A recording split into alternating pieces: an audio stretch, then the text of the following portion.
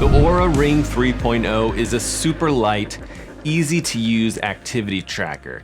It monitors sleep, heart rate, SpO2, activity, and temperature, and it does all of this with one less screen in your life. And I don't know about you, I could definitely use one less screen in my life. So why am I returning the Oura Ring 3.0?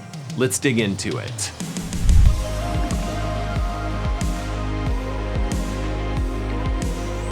Now, I'm not a big ring person. I actually thought that I was gonna hate the Oura Ring 3.0, but as a ring, I actually like it quite a bit. The size, fits me really well. It was not loose or anything like that. I swim a lot, and I never felt like it was gonna, slip or fall off in the water. Hardware-wise, it is a hard, large ring. For me personally, after a few days, I was used to it. I found it a very unobtrusive way to track heart rate and sleep data. And I think that that's kind of a really important positive about this device. A lot of people are gonna get annoyed by wearing a watch to bed, and this ring is, I think, a decent option for those folks. The ring itself has an SpO2 sensor, it has an optical heart rate sensor, 16 megabytes of flash memory, and 7 temperature sensors. And the device itself only weighs 3 or 4 grams, depending on which size you pick up. Ring sizes come from 6 to 13. You basically get this kind of ring sizing piece and you choose which size, and then they send you the ring itself. And I've been maxing out the amount of time that I've been able to have this ring before returning it, and I haven't had any sort of issues with durability or scratches or anything like that so far. I don't really think this ring is a fitness tracker. Currently, as of the filming of this particular part of the video, the device can do daytime heart rate tracking, sort of. Oura claims that their heart rate tracking is 98% accurate, but there's kind of a catch to that. It's only gonna show you data when your hands aren't really moving much. So if you look at your kind of daily chart, you're gonna see these little gaps in the data, and that kind of represents where the ring wasn't really able to track so well, so it just skips over that data. And I know that sounds crazy, but I actually think that that's probably the right thing to do. It's probably better to give you, no data as opposed to really bad data. I have, more detailed videos on, heart rate monitors and the different technologies that are used for heart rate monitors. But I think the point here is that it's very difficult for optical heart rates to, tease out your heart rate from any sort of other rhythmic movement like running, potentially swimming, or, even like tapping a drum or something crazy like that. There are algorithms that are supposed to help with that. My main concern here is that Oura is claiming 98% accuracy. I do think that maybe that figure only pertains to, when the user's hand is still and at rest. I don't know for sure. It feels just a little misleading to me. But I think that's what's going on here. The Oura Ring 3.0 will automatically detect workouts, and it can even map the workout's GPS. If you're running or biking and you happen to have brought your connected smartphone, the Oura Ring doesn't have like built-in GPS or anything like that, obviously. But for me, the Oura Ring application as a whole, it definitely just worked a bit better when I was pulling in health data from my phone and using that as kind of the workout data. And a lot of that data for me was collected by an Apple Watch. So that's, swimming and biking and running data that were recorded by my Apple Watch, synced to Apple Health, and then pulled into the Oura app from that Health app.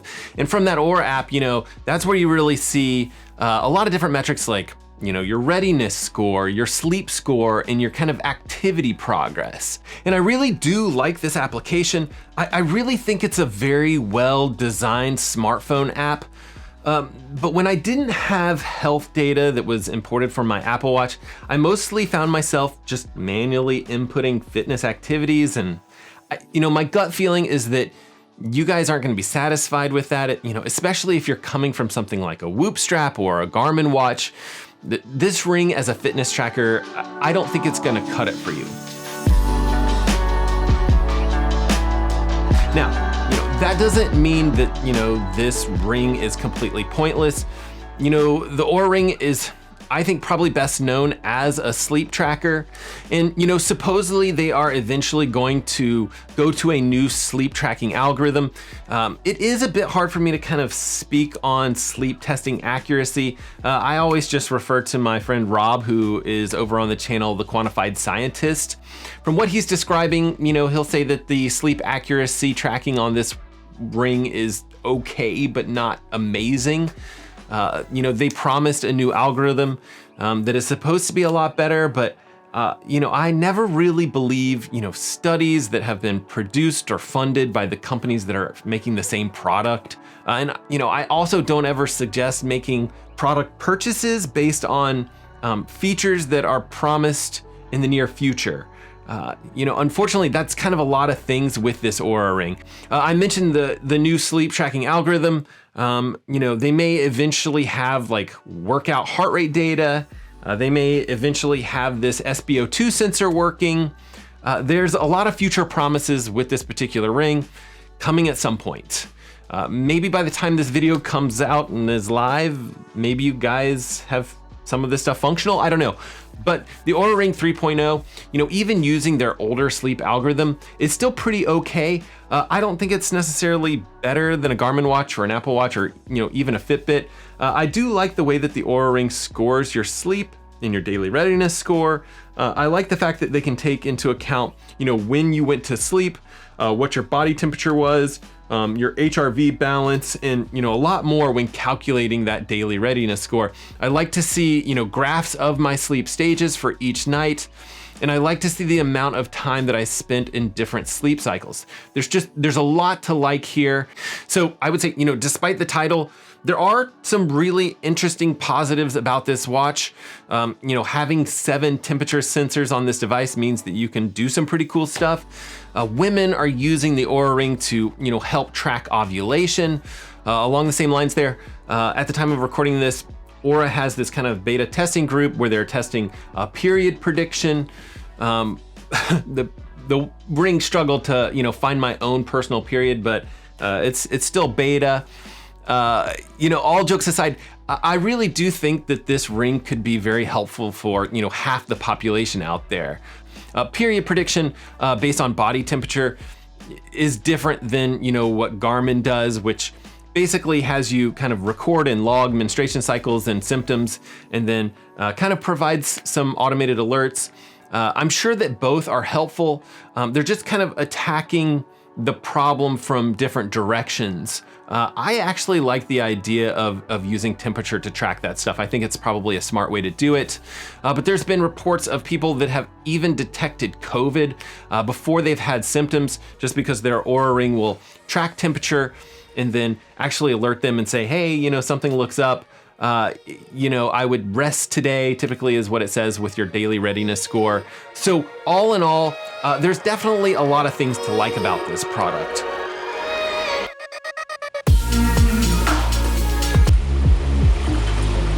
And then battery life, I'd say it's okay. Pretty impressive for such a small device if we're really giving it credit for the size. I've been getting about 4 or 5 days. The device has a little charging cradle where you just drop the ring on for about an hour and it's fully charged. I leave the charging little station on my desk and I kind of charge it while I work when I think about it. And you don't have to go with this black version that I have here. You do have some options. You can choose between silver, black, stealth, and gold. But I will say that the stealth and gold will set you back an extra $100. So, whatever you pick, it is a very expensive little device. Also, friendly reminder that it's gonna be easy to misplace a little device like this. So, be a little bit careful with it. And the bleeding also doesn't stop at $300. The Oura membership is free for 6 months, but then, after 6 months, it's $6 a month. So, that's Oura selling your health data back to you. Without the membership, you can see some data, it's just very basic. You can see your readiness, your basic sleep score, and some basic activity progress. But, that's it. Kind of those little items that are right on that home screen there. and that's all you get. What makes this ring in the Oura application so interesting is really being able to dive into the metrics, dive into the data a bit. So the reality is you kind of have to pay that monthly fee. So when it comes to pricing of this device, it's really $300 plus $72 per year to access your own data. And that's a lot in my opinion.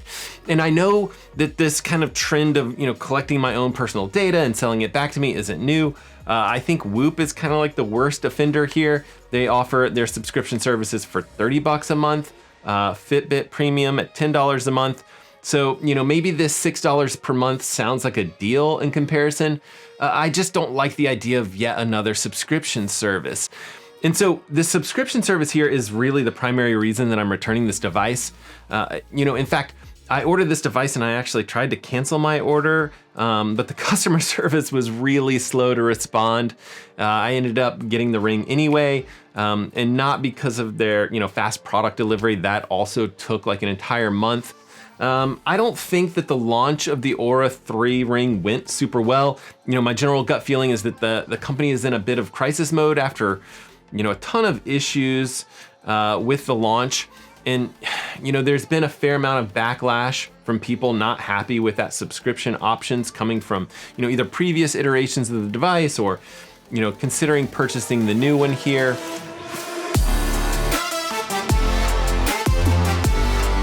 Okay, so I recorded that a little over a month ago. My actual return of the Oura Ring product was, I guess okay. I do feel really lucky that I had the extra time to test the product. And then to return it, you just fill out this little web form, generate a shipping label, and off it goes. FedEx got the Ring back to Oura about 20 days ago, and I just never heard anything from Oura. No refund. I was patient, but like after a week or so, I just started up another support ticket and asked them what's going on. And just like before, any sort of support ticket just kind of gets the same response. It just says they're busy and they're experiencing a high volume of traffic, and it might take another like 7 days to get a response. So I was patient and I waited 10 days. And then I sent another response just saying like, hey, it's been 10 days since I opened this ticket. Like what's going on? Right at that point, they saw the ticket and they did approve the return. So I'll say like it wasn't the smoothest return, but I did get a full refund, less shipping and handling. And I just think like for you guys, knowing that returns are possible is fairly important. If you guys are considering the Oura Ring, it's just nice to know that these returns are an option. And for me, I'd still be more than willing to test, future devices from Oura. Like I said, I really did like wearing this ring. And, I think I would probably recommend it if the pricing structure was very, very different. But that's just been my experience with the Ring. I'd love to know like what you guys think. Have you guys used the Oura Ring? Have you had any luck with it? Drop below in the comment section. Let me know what you guys think. And of course, as always, get out there, swim, bike, run, rinse, and then repeat it all over again. And we will see you guys on the next one.